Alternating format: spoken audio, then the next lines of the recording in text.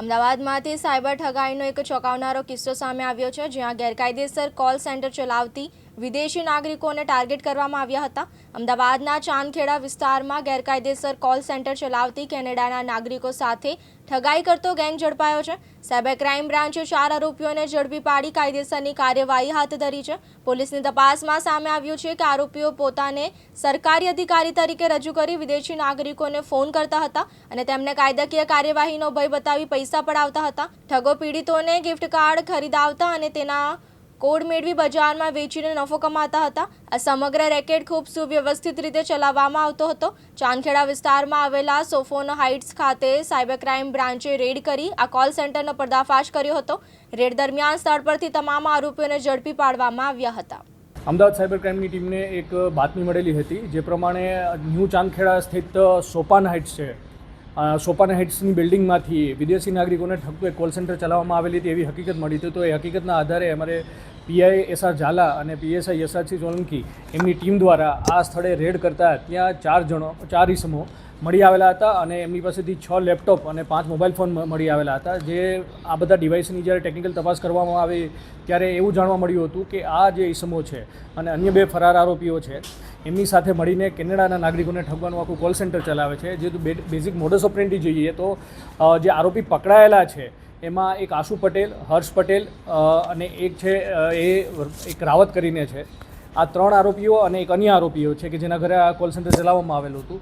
આ આરોપીઓ અન્ય જે 2 ફરાર આરોપીઓ છે, એક શિવાંગ ધસમાના અને એક મુખ્ય આરોપી છે ફાલ્ગુન પટેલ, એ સૌ મળીને આ આખું એક રેકેટ ચલાવવામાં હતા। જેમાં જે મુખ્ય આરોપી છે ફાલ્ગુન પટેલ, એ પ્રાથમિક તપાસમાં એવું જાણવામાં આવ્યું છે કે દેશના અન્ય ભાગમાં બી આવા પ્રકારના કોલ સેન્ટર ઘણા સમયથી ચલાવી રહ્યો છે અને આ પહેલાં ઉદયપુરમાં બી એક મે 2025માં એક રેડ થઈ હતી જ્યાં 40થી વધારે લોકો પકડાયેલા હતા, એમાં બી એમની લિંકેજીસ સામે આવી હતી। આ ઉપરાંત ચંદીગઢમાં બી આવા કોલ સેન્ટરો જેમાં કે યુએસ અને કેનેડાના નાગરિકોને ઠગાઈ કરતા એમાં એની સંડોવણી સામે હતી। હાલના જે કોલ સેન્ટર જે ચાંદખેડામાં મળેલું છે એમાં વિગતો જોઈએ તો પહેલાં કેનેડાના નાગરિકોને એક આઈવીઆર કોલ કરવામાં આવતો હતો, જેમાં આઈવીઆર કોલમાં એક પ્રી રેકોર્ડેડ વોઇસ ક્લિપ હોય છે, જેમાં એમને જણાવવામાં આવતું કે એમના એક TFSA એકાઉન્ટ એટલે કે ટેક્સ ફ્રી સેવિંગ એકાઉન્ટ છે, એમાંથી પૈસા ઉપાડવાનો પ્રયત્ન થઈ રહ્યો છે। વધારે માહિતી માટે આપ 1 અથવા તો 9 પ્રેસ કરો।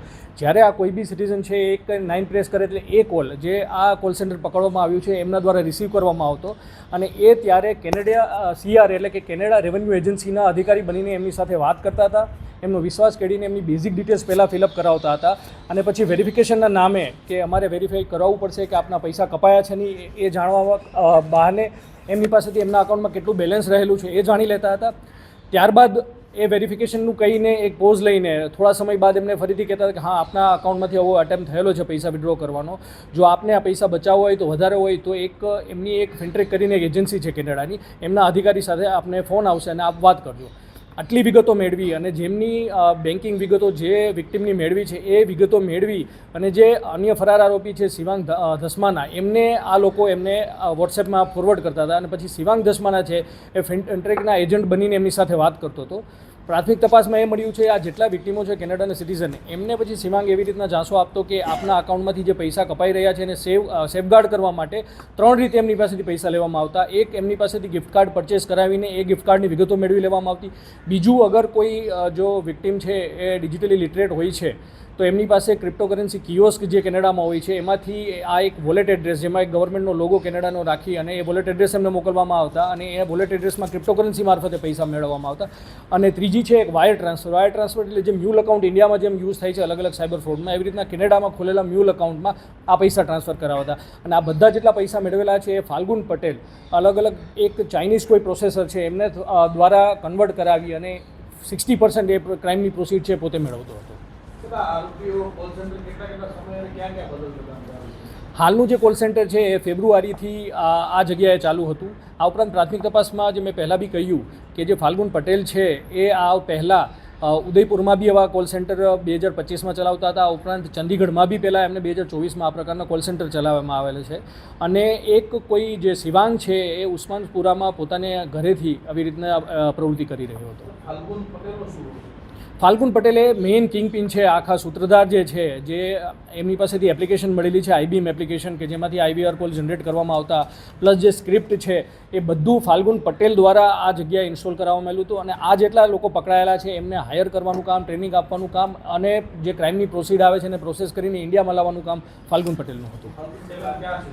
હાલ ફાલ્ગુન પટેલ ફરાર છે અને અમારી ટીમ એની સર્ચ કરી રહી છે. નજીકના સમયમાં એની બી ધરપકડ કરવામાં આવશે. પહેલાં તો કેટલા વિક્ટીમોને એમને ફોન કરવામાં આવેલા છે અને ફોરેનની એજન્સીથી અમે એ બી તપાસ કરશું કે જે વિક્ટીમો જેની કોલ થયેલા છે એમાંથી કેટલા વિક્ટીમ સાથે ઠગાઈ કરવામાં આવી છે એની વિગતો મેળવવામાં આવશે. ત્યારબાદ આ પેમેન્ટ પ્રોસેસર કોણ છે જે આખી પ્રોસેસમાં ઇન્વોલ્વ છે, અને ફાલ્ગુન પટેલ અને શિવાંગ ધસમાના સિવાય આવા બીજા કોઈ અગર એના સાથી છે કે એની ઇન્વોલ્વ, આ ઉપરાંત એના અન્ય કોઈ કોલ સેન્ટર આવા ચાલુ છે કે નહીં એ બાબતમાં તપાસ કરી રહ્યા છીએ. પકડાયેલા આરોપી જે મેં પહેલાં બી કહ્યું, જે કેનેડાના સિટીઝન સાથે વાત કરી અને જે એમની પાસેથી બેઝિક ડિટેલ્સ અથવા તો એમના બેન્કિંગ ક્રેડેન્શિયલની ડિટેલ લઈને અને આરોપી શિવાંગ ધસમાના છે એમને આપવાનું, અને આ જે બી જે લોકો સાથે ઠગાઈ થાય એ ઠગાઈમાંથી જે બી એને અમે કમિશનની રકમ એને આપવામાં આવતી. આ ઉપરાંત અમુક કોલરો છે એમને 20,000 મહિને સેલેરી આપી, અને જે નાગરિક સાથે ઠગાઈ થાય છે એમના જેટલા પૈસાની ઠગાઈ થાય એમના 2% ડોલરમાં એ ઇન્કમ એમને ઇન્સેન્ટિવ તરીકે આપવામાં આવતી. જે મેં તમને પહેલાં કહ્યું કે મેઇન જે કહેવાનું છે કે આપના TFSA અકાઉન્ટમાંથી અનઓથોરાઇઝ ટ્રાન્ઝેક્શન થઈ રહ્યું છે. આ ઉપરાંત ઘણીવાર એવું બી કહેતા કે આપના નામે ઘણા TFSA અકાઉન્ટ ખુલેલા છે, ઉપરાંત કે આપના IP એડ્રેસ છે એ કોઈ ઇલીગલ એક્ટિવિટીમાં ઇન્વોલ્વ થયા છે, એટલે આપની વિરુદ્ધમાં એક ક્રિમિનલ પ્રોસિડિંગ્સ ચાલુ થઈ છે. એટલે જો આપ આ પ્રોસિજર ફોલો નહીં કરો તો આપની અગેન્સ્ટમાં એક અરેસ્ટ વોરંટ ઇસ્યુ થઈ શકે છે. એવું પહેલાં ડરાવીને પછી એમને જો પૈસા એમના સેફગાર્ડ કરવા હોય તો એમને અલગ અલગ ગિફ્ટ કાર્ડ અથવા તો ક્રિપ્ટોકરન્સીમાં ટ્રાન્સફર કરવાનું કહેવામાં આવ્યું. એની અમે તપાસ કરી રહ્યા છીએ. આગળના જ્યારે જે અત્યારે ફરાર આરોપીઓ છે એ પકડાયા બાદ જ એ બાબતમાં તપાસ થઈ શકશે. ચાર ફાલ્ગુન જોડે સંપર્કમાં, શિવાંગ અને ફાલ્ગુન જોડે સંપર્કમાં છે. શિવાંગ ધસમાના છે મૂળ આમ ગાઝિયાબાદના છે અને ફાલ્ગુન છે મૂળ અમદાવાદના છે. જનરલી અલગ અલગ જગ્યાએ, જેમ કે એક આપનું કોલ સેન્ટર છે જે આ સોપાના હાઇટ્સમાં ચાલતું હતું, જે 4 લોકો બેસાડીને કરતા હતા. જે બી કોલ એમને રિસીવ થાય છે અને આગળ અગર કોઈ વિક્ટીમ એમને લાગે છે કે આમની સાથે ફ્રોડ કરી શકે તો એમની વિગત એ શિવાંગને આપતા હતા. શિવાંગ અન્ય જગ્યાએથી ઓપરેટ કરતા હતા. આ ઉપરાંત અમને જે વોટ્સએપમાં એમના વર્ચ્યુઅલ નંબર્સ મળ્યા છે તો એ વર્ચ્યુઅલ નંબર્સનો યુઝ કરતા હોય છે. જે આરોપી પકડાયા છે આશુ પટેલ અને એમની સાથે એક આરોપી પકડાયેલ છે એમના નામ. ચિરાગ સોની, દિવ્યાંગ ન્યૂઝ, અમદાવાદ.